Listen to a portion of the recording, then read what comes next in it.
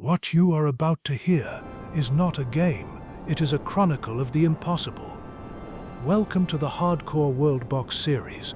I'm your host, and we are embarking on a journey through the age of clashing genesis. We're looking at 5 civilizations, isolated by a vast and uncaring ocean, each born from a different miracle, and each destined for a different catastrophe. This isn't a story about pixels or code, it's a deep dive into the grit of history. We're asking the big what-ifs. What happens when the weightless meet the unshakable? What happens when the immortal meets the urgent?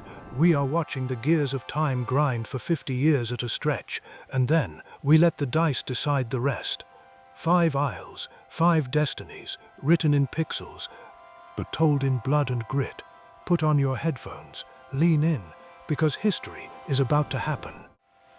The wind across the Onyx Reach did not howl, it whispered, carrying the fine white silt of the desert's edge against the sandstone bluffs. It was here, where the dunes met the jagged rock of the old world, that Milk Frenchie kept watch. The elders of the desert tribes spoke of the great alignment, a night when the moon hung so low it seemed to touch the crest of the dunes. Milk Frenchie was not born of the earth, he was born of that celestial proximity, a miracle-born infant found in a crater of cooling glass. He was a creature of contradictions, eagle-eyed, fast, agile, but weightless. To stay grounded, Milk wore boots lined with leaden weights. Without them, the slightest updraft would carry him into the infinite blue. But then, there was Skim, tiny, porcelain. But do not let the exterior fool you. Where Milk was the stillness of the moon, Skim was its cold, hidden side.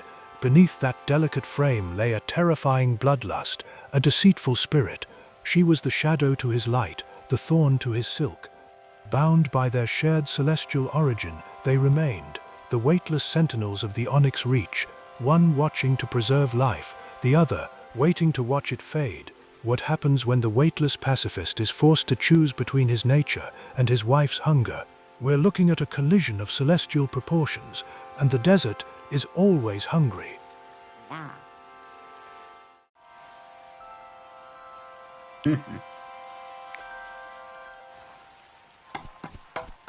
The wind in the Frostwatch did not whisper, and it did not thrum. It bit. It was a jagged, predatory cold that searched for any weakness in the skin, any flicker of warmth it could snuff out. In the middle of this white hell, where the pine trees stand like frozen sentinels, we find the Shrum. Specifically, we find Zev. Zev is an anomaly, a miracle-born soul dropped into the permafrost. But look at his traits, he's freeze-proof. To Zev, the frost isn't a killer, it's the air he breathes. He is the inspired miner. While his blood should be ice, it's a roaring furnace of ambition. He looks at the frozen earth and doesn't see a grave, he sees a quarry. He's digging for a future in a land that wants him dead. And then there is Larsa, also miracle-born, also dropped into this sub-zero nightmare. Historians might call her ugly, but in the Frostwatch, beauty is a luxury no one can afford. Zlasa is content and lustful. While Zev is looking at the stones, Zlasa is looking at the survival of the species. She is the fire in the tent. She is the biological drive that says, we will not just endure this cold, we will outpopulate it. They are a study in human extremes. The inspired builder and the primal force of expansion. They are the frost-bitten sentinels. One digging to build a kingdom out of ice, the other ensuring there are enough Shrum to fill it. 2 miracles standing in the snow, daring the world to try and freeze them out. The Frenchies have their moon, the Family Guys have their titans, but the Shrum, they have the cold. And as we watch these 2 huddle under the pine boughs, we have to ask, what kind of civilization is born from a world that never thaws? We're about to find out, because the ice is just a floor for those who know how to walk on it.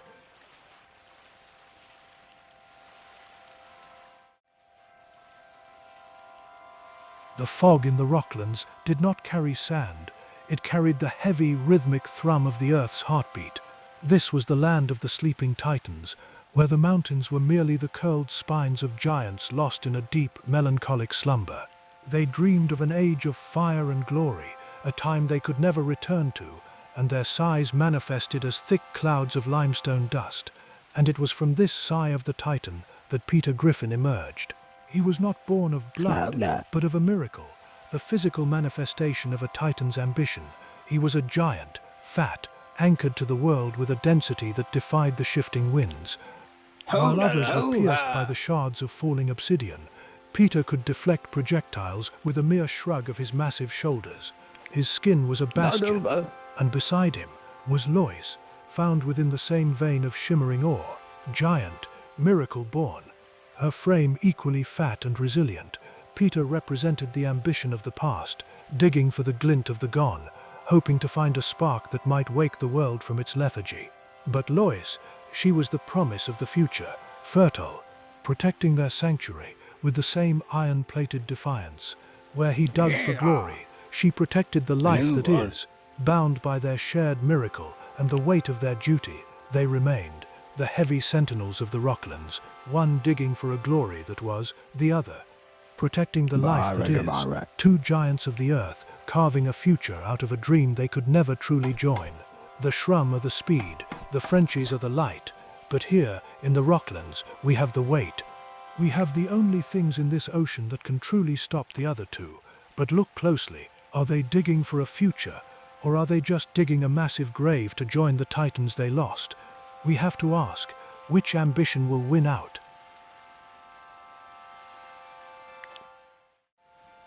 If the Rocklands are the bones of the world, then Erisalar is its clutching hands.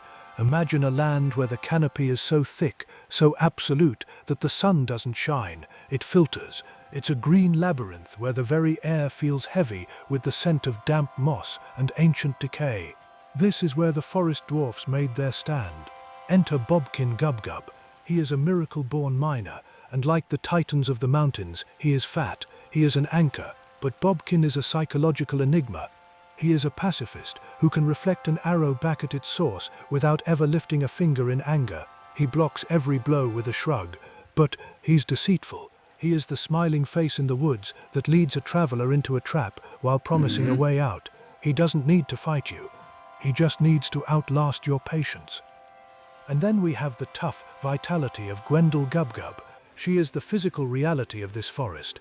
While Bobkin weaves lies, Gwendol is honest, brutally so. She is a savage force of nature with a vitality that makes her nearly impossible to kill. She doesn't just mine the ore, she tears it from the roots. They are the root-bound sentinels. They share that terrifying defensive ability, the bastion skin that deflects projectiles, but they use it to shield a lush, emerald sanctuary. They aren't digging for lost glory. They are digging to entrench, to grow. They are a wall of meat and iron hidden behind a veil of leaves, the pacifist liar and the savage truth-teller. One will tell you the forest is safe, while the other prepares to bury you beneath it. Two miracle-born giants, holding the line where the green meets the sea. We've looked at the giants of the earth and the sentinels of the frost, but now we have to look at the hills. Not the jagged titan spines of the Rocklands, but the rolling coastal slopes of Biscuit World. A land where the grass is perpetual and the sea spray is a constant reminder of the world's edge. Here we find Butter. Like the Frenchies of the desert, he is moonborn, miracle-born, weightless. He possesses that same soft skin that suggests he was never meant for the harsh friction of this reality. But Butter is plagued by something the desert-born never knew, paranoia. Imagine being weightless in a land of high hills and coastal gusts. Every breeze is a potential abduction by the sky. Butter lives in a state of honest terror. He doesn't hide his fear, he maps it. He is a creature who looks at a beautiful horizon and sees only the wind that could carry him away from the ground he so desperately tries to claim.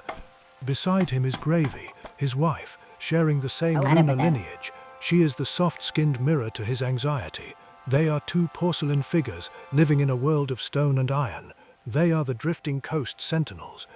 While other races build walls to keep enemies out, Butter and Gravy build lives to keep themselves down. Their existence is a constant, honest struggle against the very physics of the coast. They are the most fragile element on our board, the paranoid truth-teller and his lunar companion. In a world of hardcore extremes, they are the softest point, and as history tells us, it is often the softest point where the world begins to break. Two moon-born elves, clutching the grass of the hills, praying the wind doesn't notice them.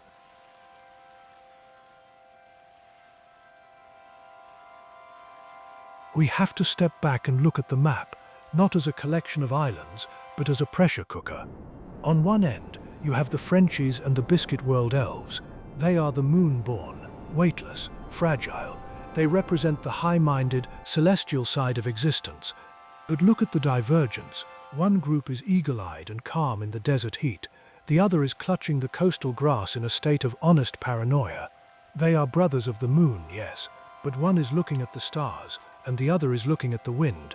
How long can that kinship last when resources get tight?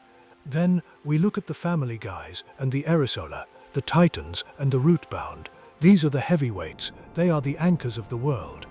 Peter and Lois are digging through the spines of dead giants, fueled by a melancholic ambition for a lost age. Meanwhile, Bobkin and Gwendol are entrenching themselves in a green labyrinth, using deceit and savage honesty to hold a line that they refuse to let break. These aren't neighbors. They are two immovable objects waiting for the irresistible force of history to shove them together. And caught in the middle, the Shrum, Zev and Zlasa. They don't have the luxury of ancient titans or lunar miracles. They have the Frostwatch.